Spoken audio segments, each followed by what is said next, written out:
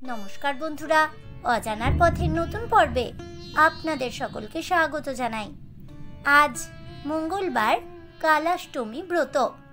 আপনারা কি জানেন এই কালাষ্টমী ব্রত আসলে কি? কেন কালাষ্টমী ব্রত পালন করা হয়? এই কালাষ্টমী ব্রতের গুরুত্ব, মাহাত্ম্য, তাৎপর্য জানেন কি?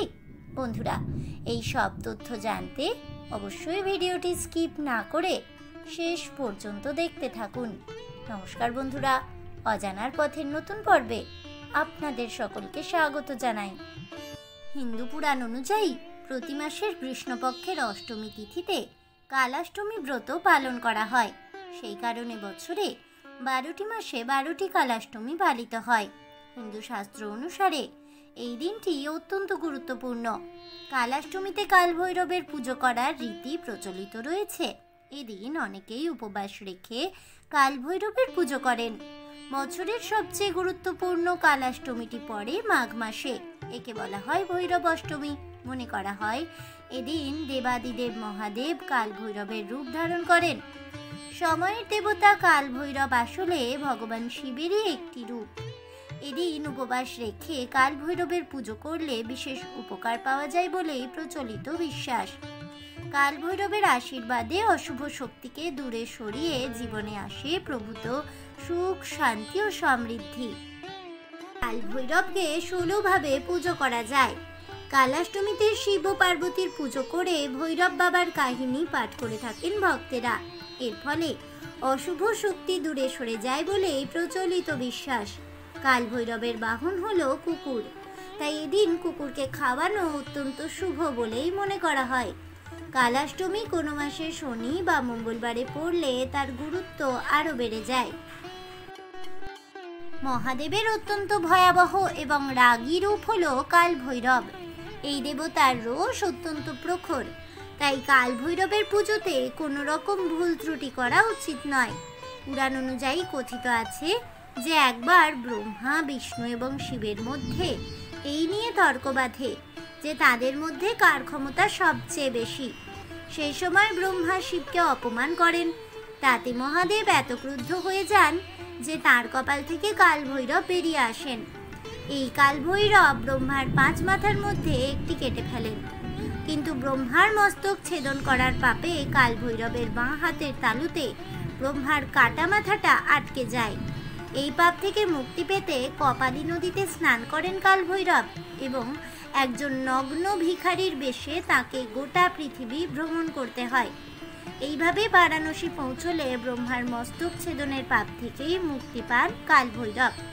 কালাষ্টমীতে কালভৈরবের পুজো করলে সকল পাপের হাত থেকে মুক্তি পাওয়া যায় বলেই হিন্দুদের প্রচলিত বিশ্বাস। কালাষ্টমী শব্দের সঙ্গে আমরা অনেকেই পরিচিত, আবার অনেকেই অপরিচিত।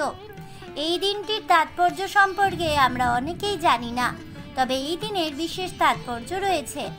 কালাষ্টমীর প্রধান দেবতা হলেন ভগবান কালভৈরব, যিনি শিবের অবতার বলেই বিশ্বাস করা হয়। কালভৈরব হল কালের অর্থাৎ মৃত্যুর প্রতীক। তিনি ভক্তদের জীবন সংগ্রাম থেকে রক্ষা করেন। কালভৈরবের রূপটি অত্যন্ত ধ্বংসাত্মক এবং এটি বিনাশ ও প্রলয়ের কথা মনে করিয়ে দেয়। কালভৈরবের বাহন হলো কালো কুকুর। কালাষ্টমীতে তাই কালো কুকুরের বিশেষ গুরুত্ব রয়েছে। কালভৈরব দণ্ডপতি নামেও বিশেষ পরিচিত। ভৈরব অষ্টমীতে গঙ্গায় স্নান করে উপবাস করার বিধান রয়েছে। এছাড়া এদিন পিতৃতর্পণ শ্রাদ্ধ করে সারা বছরের জন্য সমস্ত রকম বাধার হাত থেকে মুক্তি পাওয়া সম্ভব। এদিন দুধ, দই ইত্যাদি খাওয়ানোর বিধান রয়েছে শাস্ত্রে। পুরাণ ও শাস্ত্র মতে ভগবান কালভৈরব হলেন মহাদেবের রুদ্র রূপের প্রকাশ। জীবনে যারা খারাপ কাজ করেন, পাপ করেন, তারা কালভৈরবের ক্রোধের সম্মুখীন হন। কিন্তু জীবনে যিনি সর্বদাই ভালো কাজ করেন, তাদের প্রতি কালভৈরব সন্তুষ্ট থাকেন। তার আশীর্বাদে তারা কখনোই কোনো নেতিবাচক শক্তির দ্বারা প্রভাবিত হন না, ভূত প্রেতের জালে জড়িয়ে পড়েন না। হিন্দু ক্যালেন্ডার অনুযায়ী প্রতি মাসের কৃষ্ণপক্ষের অষ্টমী তিথিতে কালাষ্টমীর উপবাস পালন করা হয়। এবার জ্যৈষ্ঠ মাসে এই কালাষ্টমীর উপবাস পালিত হচ্ছে। কালাষ্টমীর দিনে বাবা কাল ভৈরবের পুজো করতে হয়, যাকে আবার কাশীর কোতোয়াল বলা হয়। বাবা কাল ভৈরবকে ভগবান শিবের উগ্র রূপ বলে মনে করা হয়। এদিনে উপবাস ও সঠিক নিয়মে উপাসনা করলে জীবন থেকে দুঃখ দারিদ্রতা নাশ হয়। কালাষ্টমী উপবাসের দিন শিবালয় ও মঠগুলিতে বিশেষ পুজোর আয়োজন করা হয়। কালাষ্টমীর পুজো পদ্ধতি। কালাষ্টমীর পুজোর জন্য প্রথমে শুভ সময়ে পুজোর স্থান পরিষ্কার করতে হয় এবং কাল ভৈরবের মূর্তি বা ছবি স্থাপন করতে হয়। এরপরে ঘরে গঙ্গা জল ছিটিয়ে কাল ভৈরবকে ফুল অর্পণ করতে হবে। তারপর ধূপ প্রদীপ দিয়ে কাল ভৈরবের পুজো আরতি করতে হবে। তাকে নারকেল, জিলিপি, পান ও মদ নিবেদন করতে হবে প্রসাদ হিসেবে। এরপর কাল ভৈরবের সামনে 4 মুখী প্রদীপ জ্বালতে হবে। পুজোর সময় ভৈরব চালিসা ও মন্ত্র পাঠ করা জরুরি। পুজো শেষে আরতি করে কাল ভৈরবের আশীর্বাদ মিলবে। কালাষ্টমী ব্রতের গুরুত্ব। এমনটা বিশ্বাস করা হয় যে কালাষ্টমীর দিনে উপবাস পালন করে ব্রত পালন করলে, বাবা কাল ভৈরবের পুজো করলে সব ধরনের ভয়ের হাত থেকে মুক্তি মিলবে। এই দিনে উপবাস পালন করলে ব্যক্তির সকল মনস্কামনা পূর্ণ হয় এবং অত্যন্ত শুভ ফল পাওয়া যায়। বাবা ভৈরবের আরাধনা করলে শত্রু ভয় থাকে না। কালাষ্টমীর দিন ভক্তেরা খুব ভোরে ঘুম থেকে উঠে গঙ্গা স্নান করেন। এরপর সূর্য দেবতাকে জল নিবেদন করা প্রয়োজন। এরপর ভগবান কাল ভৈরবের আরাধনা করার সময় প্রদীপ জ্বালিয়ে আরতি করে মন্ত্র জপ করে তাকে তার পছন্দের নৈবেদ্য নিবেদন করলেই জীবনে সুখ সমৃদ্ধি বৃদ্ধি পায়। কালাষ্টমীতে করুন এই প্রতিকারগুলি। কালাষ্টমীর দিন কাল ভৈরবকে সর্ষের তেল অর্পণ করা খুবই উপকারী। বিশ্বাস অনুসারে কাল ভৈরবকে সর্ষের তেল অর্পণ করলে কুণ্ডলিতে থাকা যে কোনো গ্রহদোষ দূর হয় এবং কঠোর পরিশ্রমের ফল লাভ করে সেই ব্যক্তি। কালো তিল নেতিবাচক শক্তি দূর করতে সাহায্য করে। কালো তিল ইতিবাচক শক্তি আকর্ষণে সাহায্য করে।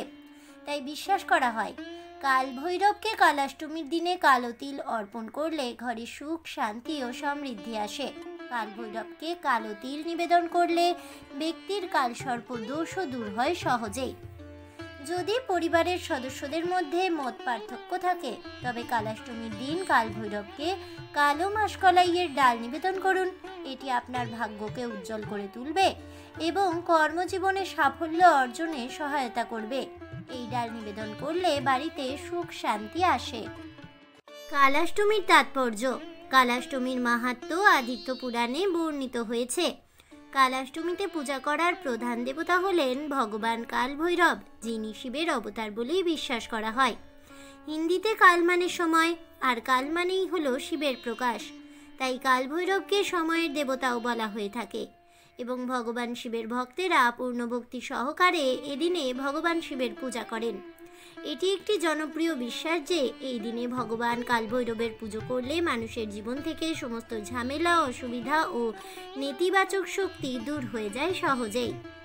মহাদেবের রূপ কাল ভৈরব পূজিত হন দণ্ডপাণি বা ক্ষেত্রপাল হিসেবেও। বলা হয় জীবন থেকে লোভ, মোহ, ক্রোধ, তাপ, পাপ সমস্ত অশুভ প্রভাব দূর করেন কাল ভৈরব। এদিনে তাকে অবশ্যই সর্ষের তেলের প্রদীপ নিবেদন করুন এবং পাঠ করুন ভৈরব মন্ত্র। কাল ভৈরবের পুজোর অন্যতম প্রসাদ হলো সুজির তৈরি মিষ্টি। পাশাপাশি তাকে নিবেদন করুন মালপোয়া, অন্যান্য মিষ্টান্ন এবং বেসনের হালুয়া।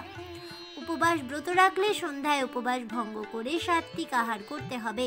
সন্ধেবেলায় কাল ভৈরবের বিগ্রহের সামনে সর্ষের তেলের প্রদীপ প্রজ্বলন করতে ভুলবেন না যেন। আজ এ পর্যন্তই। জয় বাবা কাল ভৈরবের জয় হোক, এই বলে আমার আজকের ভিডিওটি আমি এখানেই শেষ করছি। তাহলে বন্ধুরা, কালাষ্টমী ব্রত আসলে কি? এই কালাষ্টমীতে কোন দেবতা পূজিত হন এবং এদিনে ভগবান কাল ভৈরবের পুজো করলে, কালাষ্টমীর ব্রত উপবাস পালন করলে কি ফল মেলে, সে সম্পর্কে বিস্তারিত জেনে আপনাদের কেমন লাগলো অবশ্যই আমাকে কমেন্টে জানাবেন। ভিডিওটি ভালো লেগে থাকলে লাইক, শেয়ার করতে ভুলবেন না। আমার চ্যানেলের নতুন বন্ধু হয়ে থাকলে চ্যানেলটিকে সাবস্ক্রাইব করে দেবেন। পাশে থাকা বেল বাটনটি প্রেস করে রাখবেন নতুন ভিডিওর নোটিফিকেশন পাওয়ার জন্য। দেখা হচ্ছে পরের ভিডিওতে। ততক্ষণ সবাই ভালো থাকুন, সুস্থ থাকুন আর অবশ্যই সঙ্গে থাকুন আর দেখতে থাকুন অজানার পথে।